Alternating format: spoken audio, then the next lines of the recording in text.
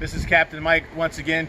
I keep pushing these rods, these vexan rods, because this is what I throw every night. This is a 30 to 9 foot rod, and I'm throwing the Gambler June bug. Basically, the shit jigs, basically what I'm rigging this with right here. And I got a rattle in it, and I'm doing in about a 3 to 4 knot current with an ounce of weight. 9 foot rod. And this is what I throw at night whenever we're fishing for snook at night. You get a shot at a tarpon every once in a while, or a Goliath grouper. So that's the bigger rod, right? So let me go with the shorter, lighter rod, which is this rod gets switched back and forth from saltwater fishing to bass fishing. This is the Vexan Pro, and I'm throwing a Gambler on this with her underspin. And I have 40-pound fluoro, which is really light for snook fishing, but when I go over to bass fishing, I just leave the leader on, because the water's really stained here, and I can get away with throwing different baits on this without changing out my leader. I got an FG knot tied, and I just go with that. So that's that with a underspin. Then this is an ounce right here, the shitty jigs, whatever you want to call it. And one of my favorite color, the electric one, with a skirt, a chartreuse head. I didn't kick in my reels. My favorite reels, I use the Cast King. It's a 9:3-to-1 ratio reel, and I'm throwing orange grip, orange line, 40-pound fluorocarbon leader on it, and make a long cast with it. Unbelievable long cast with this rod. I can actually throw a 3/8 ounce jig up to a 2-ounce jig on it, and really don't have to mess with the magnetic brake on it. Here's the Vexan 8-foot spinning rod.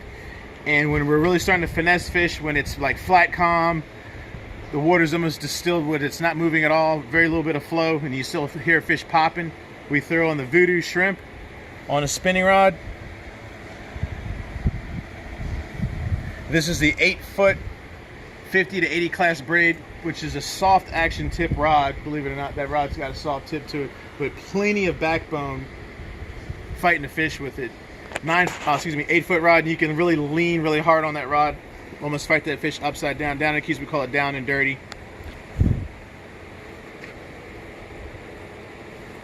Then I have my other favorite color. This resembles a mullet, like a finger mullet, and I pitch that out there when it's got a little bit of current, and I get the shots with this. So these are some of the baits that I use, Gambler wise, and then I'm going to go into the other baits that we throw. We throw an ounce or 2-ounce flare hawk, and we throw that flare hawk out there. That's when we got a lot of current, and we make a long presentation cast, let it hit the bottom, rip it up off the bottom a few times. And if we don't come tight with the fish, just repeat. You know, you're casting, repeating. You can just do this all night. Then if I get in a little bit shallower water, I like to throw a Savage broken back swim bait.